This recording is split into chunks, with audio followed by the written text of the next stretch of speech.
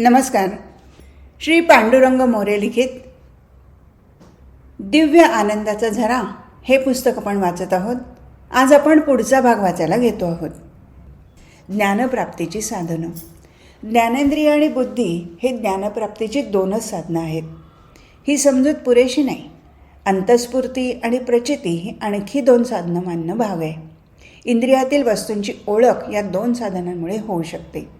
ज्ञानेंद्रियांचं नियंत्रण मनाकडे आहे आणि मनाला मनन, विचार तसंच कल्पना करण्याचं सामर्थ्य आदिशक्तीकडून मिळतं आणि त्या आदिशक्तीलाच ईश्वर मानलं जातं. ईश्वर ही मानवी जीवन दीपस्तंभाचं किंवा होकायंत्राचं काम करतो. मनाचा कौल मिळतो आणि त्यासाठीच सुसंस्कारित मन हवं. To know God you have to become God. God happens when I in you is no more. देव शोधायासी गेलो, देवची होऊनी ठेलो. प्रार्थना. प्रार्थनेच्या करुणाघन शब्दांनी क्षितिजे नतमस्तक होतात. तेव्हा जगण्यातला सुंदरतेचा, देवत्वाचा साक्षात्कार होतो. देव म्हणजे आत्मप्रकाशाची यथार्थ जाणीव. जे जे भव्य उदात्त आहे ते ते ईश्वरी आहे. सुंदर जगणं म्हणजे देवत्व. दुःख, भोग, वेदना, मृत्यू अटळ आहेत असं ख्रिस्त शिकवतो. स्वतःच्या जीवनाला गव्हाच्या दाण्याची उपमा प्रभू देतो. रुजण्यासाठी दाणा मातीत पडावा लागतो. तो संपूर्ण मातीत रुजल्यावरच कोंब फुटतो. नव्या जन्मासाठी वेदनेची किंमत देणं त्यालाही आवश्यक होतं. सकारात्मक दृष्टिकोनातून जीवनाला सामोरं जायचं ठरवलं की कर्तव्याचा क्रूस वाहण्यासाठी आत्मिक बळ लाभत असतं. ईश्वर जसा आपल्या अस्तित्वाची भूमी आहे तसा तो आपल्या डोक्यावरील छत्र पण आहे. जीवनाची वाटचाल करण्यासाठी देवाची संकल्पना म्हणजे आपल्या जीवनावरील आदर्शाला प्रेरित करणारा, सर्वांकडे समभावनेने पाहायला शिकवणारा तो देव आणि अशा देवाची उपासना जरूर करावी. त्यासाठी कोणत्याही कर्मकांडाची, पूजा, व्रतवैकल्याची मुळीच आवश्यकता नाही.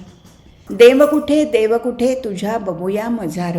देव कुठे आभायाच्या आरपार. बहिणाबाई. विश्वात्मक देव. देव विश्वात्मक आहे. सर्व आकारांना, नामरूपांना व्यापून त्याच्या अतीत असणारा अस्तित्वाचा मूल स्रोत म्हणजे ईश्वर.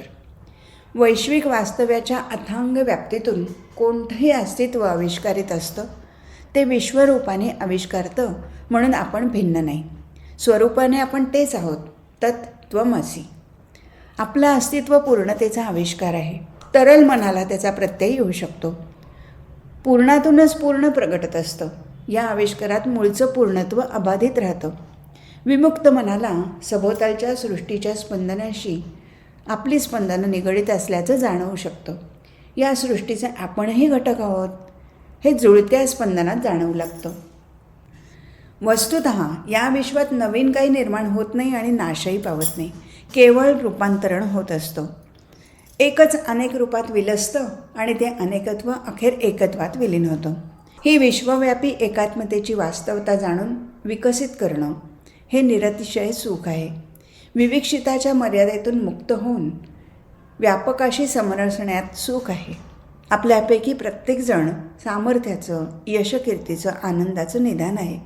दुबळेपणा सोडून मी प्रकाश सूर्य आहे, मी आनंदाचा अंगभूत भाग आहे, मी अवध्य आहे, मी नवरचना करू शकतो असा संपन्न आत्मविश्वास तुम्ही अंगी बाळगा.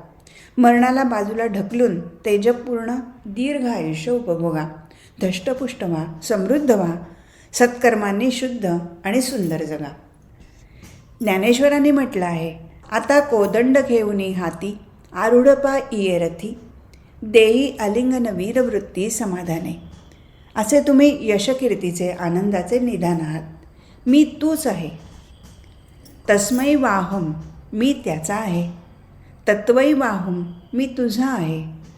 तत्मे वाहुम, मी तूच आहे. शब्दज्ञान पुष्कळ झालं आणि अनुभव थोडाही नाही आला तर जन्म वाया गेला असं समजावं.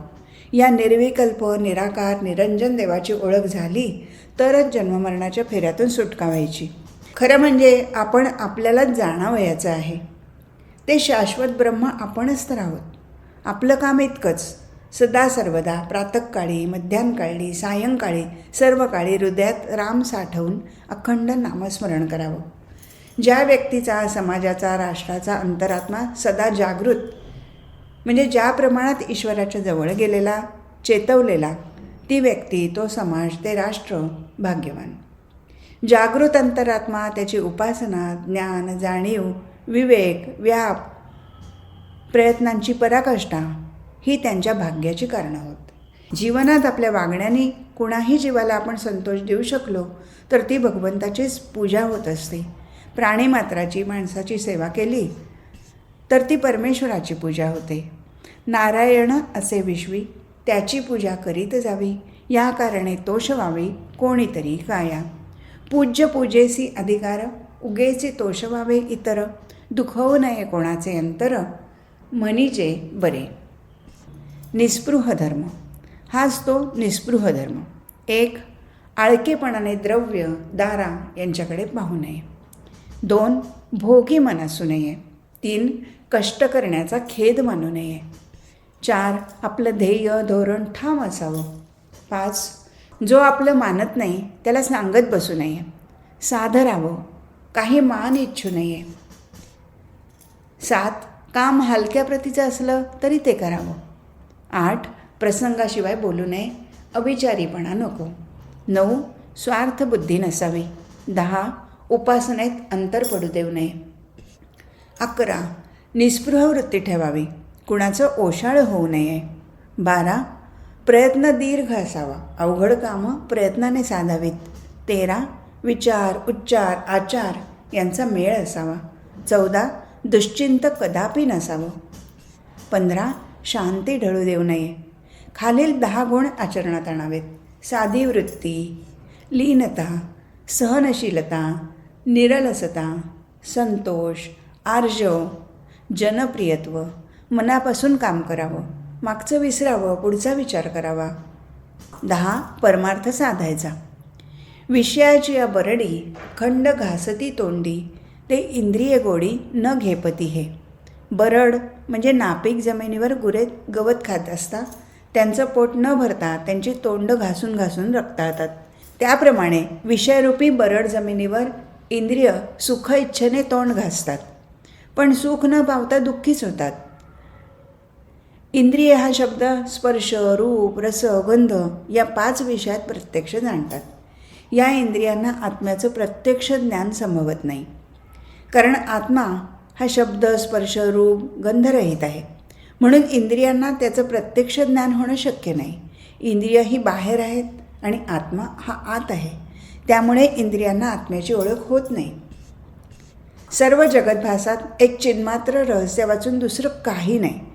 ते चिन्मात्र तत्त्व जगद्भासाच्या पूर्वी होतं आणि जगद्भासाच्या अंतीही राहील. जगताच्या आधी आणि अंती एका चित प्रकाशापुरतं दुसरं तत्त्व नाही. सच्चिदानंद आत्मतत्व हे माझे स्वकीय रूप आहे. देहाधिक प्रपंच कल्पित असत आहे. ज्या जीवाने हे दृढपणे जाणलं तो मुक्त समजावा. अनेक फुलं असतात, पण त्यातून निघणारा परिमळ एकच असतो. तसं हे विश्व जरी अनेक नामरूपात्मक आहे, तरी त्या विश्वातून सत्तारूपाने एकच ईश्वरतत्व आहे. या अति आनंदरूपी स्वात्मप्रत्ययात सर्व प्राणीमात्रात सारखंच सुख सामावलेलं आहे. जसं मुंगीपासून ब्रह्मदेवापर्यंत सर्वांना सारखाच आनंद मिळतो. अनुभवामृत म्हणजे सच्चिदानंदरूप नित्यमुक्त आत्मभाव. या आत्मभावाची व्याप्ती शिवापासून तृणापर्यंत एकसारखीच आहे. नव्या निर्मितीसाठी पृथ्वी आपल्या उरात नांगराचे तीक्ष्ण फाळ खुपसून घेते, तेव्हाच तिच्या मातीतून धान्याचं पीक काढण्याचं सामर्थ्य येतं.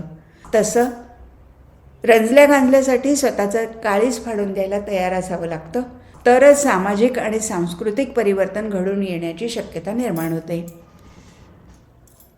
मळीये जे उते नेले, ते उते निवांतची गेले, तया पाणिया ऐसे केले, हो आवेगा. मन, देह, वाचा यांच्याकडून जे कर्म घडेल ते मी करतो असे मानू नये. करणे न करणे हे ईश्वर जाणतो. माझा त्याच्याशी काही संबंध नाही अशी निरहंकाराची वृत्ती धरावी. माळे नेईल तिकडे पाणी जातं, तसं ईश्वर घडविल ती कर्म होऊ देत. चित्तात ईश्वराचं अखंड स्मरण असू द्यावं आणि आनंदात राहावं. साधन सोपानाच्या या चढत्या पायऱ्या आहेत. भोरे 6. 2001 हे साल आम्हा कुटुंबियांना वाईट गेलं. तसं पाहिलं तर एप्रिलमध्ये मी इगतपुरीला विपश्यनेचा कोर्स केला. परमेश्वराने तो कोर्स माझी सहनशक्ती वाढावी म्हणून करून घेतला असला पाहिजे, कारण त्यानंतरच वाईट कालाची सुरुवात झाली. सौचं डोळ्याचं मोतीबिंदूचं ऑपरेशन चांगलं पार पडलं. तिने नंतर ब्रह्मचैतन्य गोंदवलेकर महाराजांचं चरित्र पण वाचलं. जून महिन्यापासून मात्र त्रासाला सुरुवात झाली. तिला काविळीची लक्षणं दिसली. काही खाल्लेलं नीट पचेना, उलट्या सुरू झाल्या, भूक लागेना. सोनोग्राफी केली, त्यात यकृताचा एक भाग कमी झालेला दिसला. म्हणून यकृताच्या तज्ज्ञ डॉक्टरांकडे तपासलं. तेव्हा त्यांनी आजार गंभीर असून बरेच दिवस औषधोपचार घ्यावा लागेल असंही सांगितलं.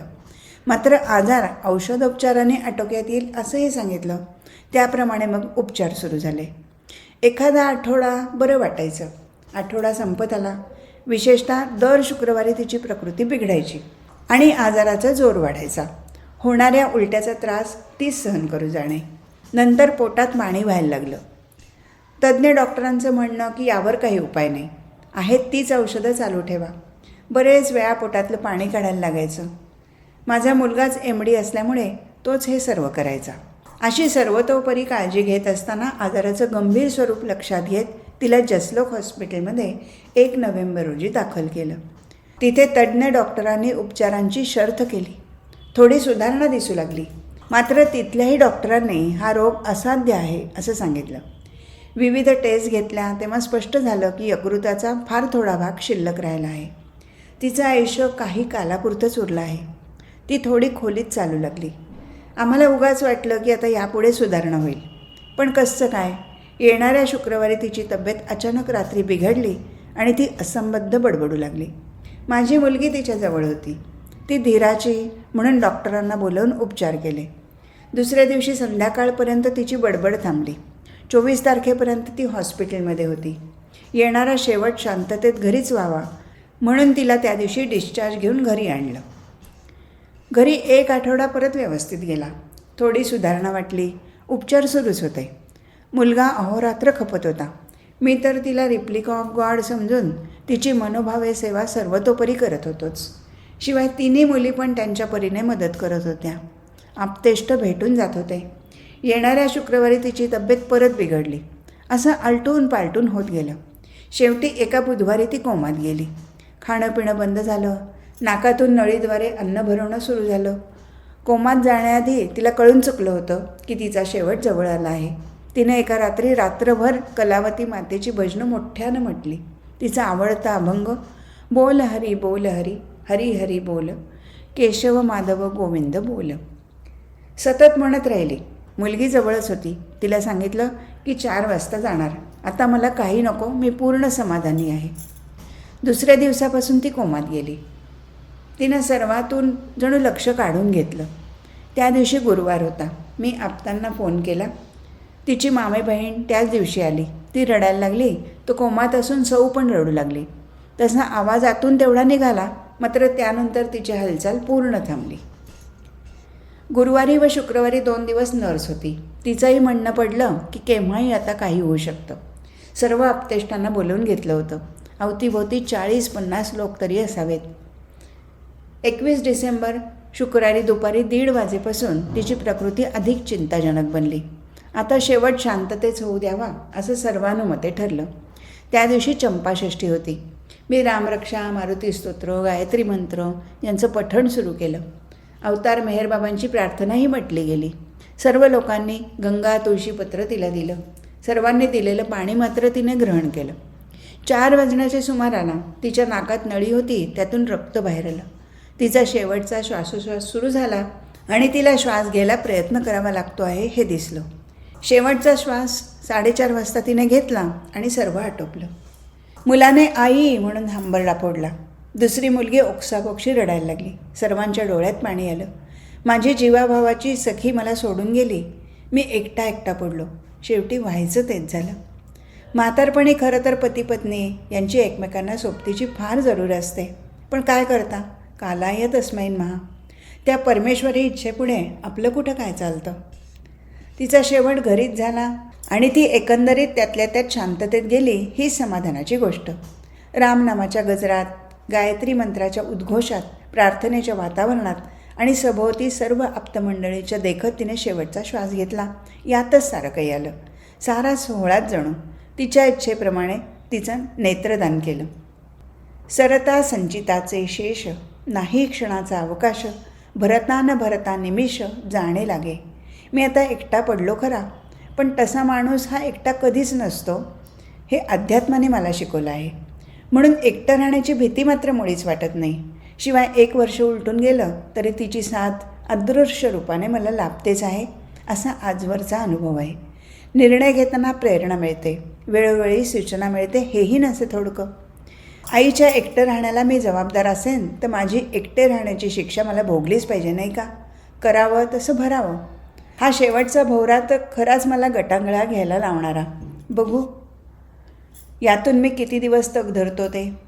माळियाने जेवते नेले, तेवते निवांतची गेले, तया पाणिया ऐसे केले हो आवेगा. माळी नेईल तिकडे पाणी जातं, तसं ईश्वर घडविल तसं होऊ देत. सद्गुरू वाचूनी सापडेना शोध. ठरवलेल्या सिद्धांताप्रमाणे जीवन रुळावरून चालेल असं होत नाही. परिस्थिती बदलत असते. प्रत्यक्षात अपेक्षा पूर्ण होतीलच आणि समाधान लाभेल याची शक्यता कमीच असते. जीवन हे समुद्राकडे धावणाऱ्या नदीप्रमाणे आहे. काय, केव्हा, कुठे वाट्याला येईल कुणी सांगावं. मनासारखं नेहमी घडेल अशी खात्री नसते. म्हणूनच तर आपल्या जीवनात अस्वस्थता, काळजी, भीती, असुरक्षितता या गोष्टी अनुभवायला येतात. या सर्वातून काही मार्ग आहे का? विश्वाला चालवणाऱ्या प्रचंड शक्तीला शरण जाणं किंवा सद्गुरूला शरण जाणं हाच तो मार्ग होय. विश्व चालवणाऱ्या अज्ञात शक्तीला नियती वा प्रारब्ध म्हणतात. ती आपल्या जीवनात कोणत्या वेळी काय उलटापलट करेल याचा अंदाज कोणालाच करता येत नसतो. म्हणून ज्या व्यक्तीमध्ये विश्वशक्ती साकार होते अशा सद्गुरूला मनाने घट्ट धरणं हाच रामबाण उपाय जीवनातील काळजी, भीती, अस्वस्थता आणि असुरक्षितता दूर करण्याचा आहे, हे अनुभवाने सिद्ध झालेलं आहे. संताला, गुरुला घट्ट धरणं म्हणजे त्याला आपल्या जीवनात सर्वात महत्त्वाचं स्थान देणं होय. नामस्मरण करणं म्हणूनच महत्त्वाचं. मग आपलं समाधान भंगत नाही. नाम ही भगवंताला मारलेली हाक आहे. जीवनातल्या प्रत्येक घटनेत त्याची इच्छा पाहता आली पाहिजे. व्हॉट दाऊ विलेस्ट, तुझी इच्छा ती माझ्या हिताची असं वाटलं पाहिजे. नामस्मरणाचा डायनॅमिक ॲस्पेक्ट म्हणजे नामासाठी नाम घेणं. त्यातून अमुक व्हावं, समाधान मिळावं, ज्ञान मिळावं असं वाटू देऊ नये. साधन करावं आणि त्यात भावनेचा ओलावा ठेवावा. नामच सर्वस्व करावं. एका जन्मात होणारी ही गोष्ट नाही. जे जे घडतं ते त्याच्या इच्छेने घडतं आणि ते बरोबर आहे अशी आपली या भक्तिमार्गात भावना होते. आपल्या वाट्याला जे कर्म आलं आहे ते भगवंताशी तादात्म्य ठेवून करायचं. यासाठी सर्व जीवन सहजपणे जगा आणि त्याच्याकडे साक्षी भावाने पहा. सद्गुरू मला सदैव पाहतात असा भाव मनी बाळगावा. जे काही साधन आपल्याकडून होतं ती गुरुकृपा समजावी. प्रत्येक घटनेत त्याचा हात पाहावा. सत्पुरुष देहातच असतात असं नाही, ते कोणत्याही रूपाने येऊन संगत देतात. आपलं रक्षण करणारे असतात. गार्डियन एंजल बनतात. म्हणूनच surrender your body, heart and soul to the divine. नाम सर्वश्रेष्ठ आहे, ते मनाने घट्ट धरावं. नाम घेताना मी नाम घेतलं आहे ही जाणीव अवश्य ठेवावी. विकार ताब्यात राहून साक्षीत्व येईल, सत्यत्व येईल. नाम हे सर्वस्व होईल.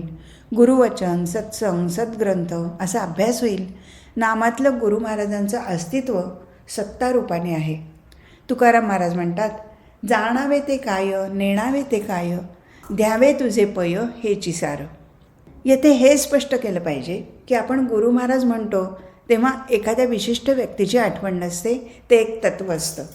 राम हा दाशरथी राम खराच, पण त्याच्याही पलीकडे जे रामतत्व आहे आणि ती विश्व जाणीव आहे. खूण म्हणून ती ओळखा. रामनाम लिहिलेले पाषाण सेतू बांधताना पाण्यावर तरंगले, पण प्रभू रामचंद्राने स्वतः टाकलेले पण रामनाम न लिहिलेले पाषाण मात्र पाण्यात बुडाले. ही गोष्ट सर्वांनाच ठाऊक आहे. व्यक्तीपेक्षा प्रतिपादलेलं तत्त्व महत्त्वाचं आणि त्याचंच अनुकरण सामान्याने करायचं असतं. आपलं मन इतकं श्रद्धासंपन्न व्हावं की जीवनातला कुठलाही प्रसंग अहिताचा वाटता कामा नये. त्यामध्ये तटस्थता ठेवावी. कर्तव्याची भावना आणि तटस्थता असा संगम हवा. परिस्थिती कशी असो ती सद्गुरूची कृपा आहे असं मनोमन वाटणं, यासाठी प्रथम हवं नको पण जायला हवं.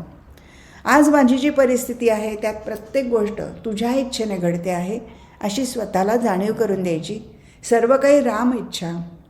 By the will of Rama everything happens. जे जे घडतं ते माझ्या कल्याणाचंच असतं. ज्याचा देहाशी संबंध नाही असं काहीतरी देहात आहे आणि ते देहात असून देहाच्या पलीकडे आहे. ते अतिशय फ्रेश म्हणजे ताजंतवानं आहे, चिन्मय आहे. हा अनुभव तुम्ही घ्यावा, याचा अभ्यास करावा. या अभ्यासाला प्रार्थनेची जोड द्या. तळमळून प्रार्थना करा. आयुष्यात एवढं साधलं तरी पुरे.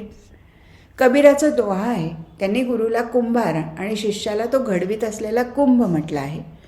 गुरु कुंभार शिष्य कुंभ है, घडी घडी काढई खोट, अंदर हात सहारा दे, बाहेर माराई चोट. शिष्याचे दोष नाहीसे करण्यासाठी बाहेरून थप्पड मारलेली दिसली तरी आतून त्याच्याच हाताचा आधार असतो. पूर्णत्वाकडे. केवळ इंद्रियांच्या सुखात लोळण्यासाठी हे जीवन असतं तर पशुमध्ये आणि माणसात फारच थोडा फरक राहिला असता. आपल्या भावना, विचार, आकांक्षा आपल्या जीवनाचं अंग होत. एका महान आदर्शासाठी, पूर्णत्वासाठी केलेली धडपड हा देखील जीवनाचा अत्यंत महत्त्वाचा घटक असतो आणि या आदर्शामुळेच जीवनाला काही अर्थ प्राप्त होत असतो. पूर्णत्वाकडे जाणं हेच म्हणून खरोखर जीवनाचं सार आहे. जिचा क्षुद्र मी मरून गेला आहे असा माणूस सारं जग हलवून टाकत असतो आणि साऱ्या जगाला आपल्या इशाऱ्यानुसार चालवू शकतो. अखेर खरा धर्म कशात साठवलेला आहे? रोजच्या संसारातील साऱ्या सुखदुःखाच्या पलीकडे पोचून आणि नित्याच्या ऐहिक जीवनातील सारे प्रश्न मागे टाकून मानवाच्या पूर्णत्वाचा शोध घेणं, शाश्वत आणि चिरंतर अशा तत्वांचा साक्षात्कार प्राप्त करून घेणं, यासाठी धर्म आहे. बुद्धीने आणि मनाने, विचाराने आणि भावनेने माणसाला किती व्यापक होता येईल हे पाहण्याचा धर्माचा प्रयत्न आहे. शेवटी आचरणात जेवढा उतरला तेवढाच तो धर्म समजला असं म्हणावं लागतं. खऱ्या अर्थाने धर्मशील व्हायचं तर केवळ धर्माचा वरवरचा तपशील माहीत होणं किंवा नुसती तत्त्व जाणणं पुरेसं नाही. त्यासाठी आत्मा जाणून घेण्याचं सामर्थ्य असावं लागतं. सर्व संशयांचा, शंकांचा निराश होतो. तसं झाल्यावर आपली आणि ईश्वराची समोरासमोर भेट होते. शुद्ध सात्विक दृष्टीने पाहिल्यास परमार्थात पूर्णत्व असं नसतंच. कारण जे परमात्म तत्व अनंत आहे त्याचा अंत आपण पाहिला असं कोणीही म्हणू शकणार नाही. दोन समांतर रेषा जशा कुठेही मिळत नाही त्याप्रमाणे परमार्थातील पूर्णत्वाची स्थिती आहे. म्हणूनच पौर्णिमेचा चंद्र आणि चतुर्दशीचा चंद्र यामध्ये ब्रह्म आणि ब्रह्म होणारा यात फरक राहतोच. परमार्थाच्या पायऱ्या अशा आहेत. परमार्थासाठी प्रेरक कारणं. 2. विशुद्ध नैतिक जीवनाची आवश्यकता. 3. देव आणि भक्त यांचे संबंध. 4. साधन मार्गाचा आरंभ. 5. साक्षात्कार.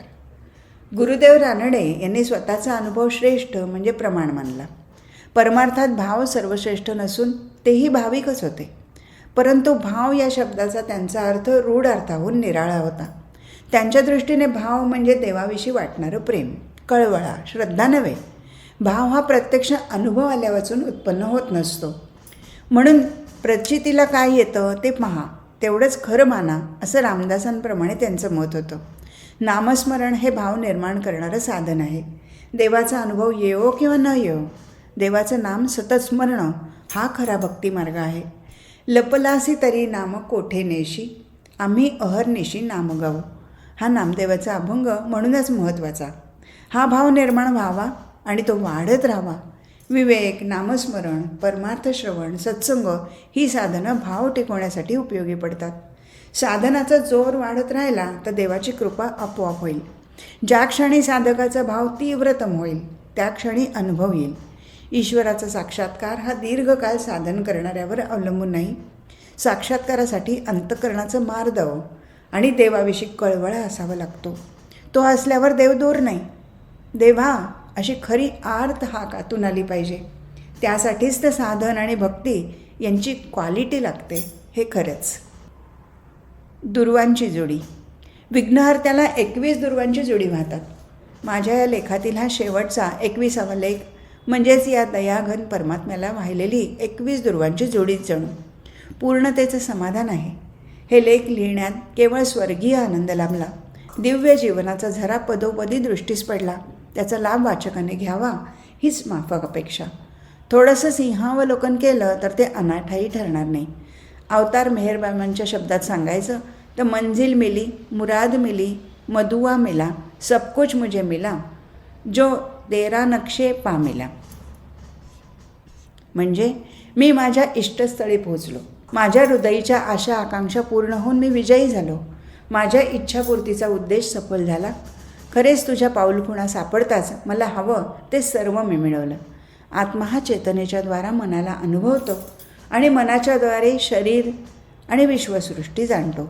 जोवर मन आणि शरीर अस्तित्वात आहे तोवर आत्मा अनुभव घेत राहतो आणि जेव्हा मन आणि शरीर अस्तित्वात नाहीत तेव्हा आत्मा अलिप्त राहतो. तरीही तो प्रत्येकात असतोच. ईश्वर हा प्रत्येकात आहे. एक आत्मा तो सर्वांपासून अलिप्त आहे, त्रिभुवनापासून अलिप्त.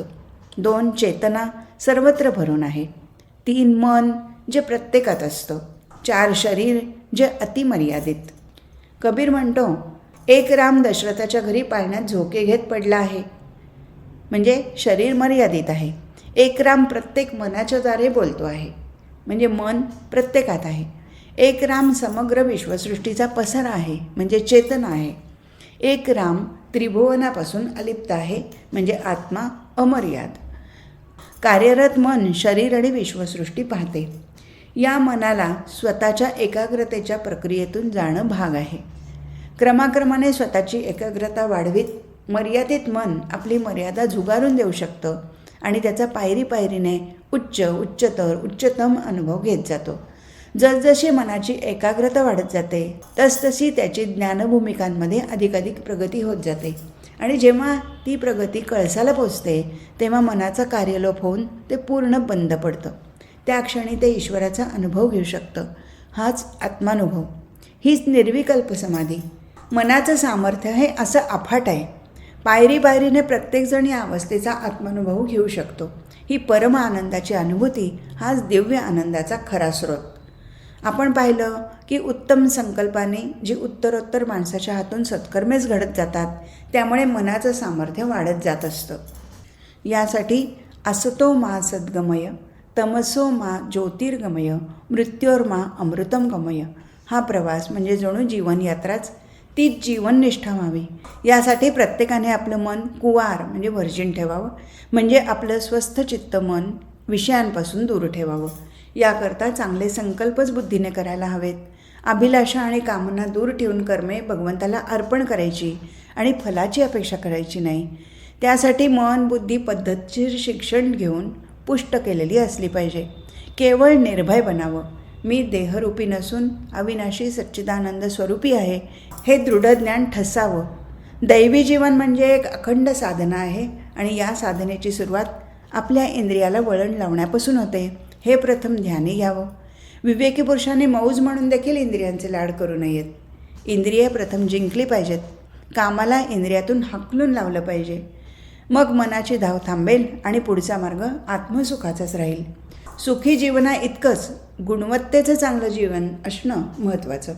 ईश्वराची सेवा आणि चिंतन केल्यामुळे मनोवृत्ती कोमल बनते. निष्ठा उत्पन्न झाली की भक्तीचा परिपक्व भाव ईश्वरचरणी अर्पण करता येतो. ईश्वरावरील प्रेम यातूनच निर्माण होतं. सेवा, चिंतन, निष्ठा, भक्ती, भाव, प्रेम अशा परमेश्वर प्राप्तीच्या चढत्या पायऱ्या आहेत. आपण एक एक पायरी चढत जावं वरपर्यंत. अशा प्रकारे कणाकणात भगवंताचा अनुभव घ्यावा आणि धन्य व्हावं.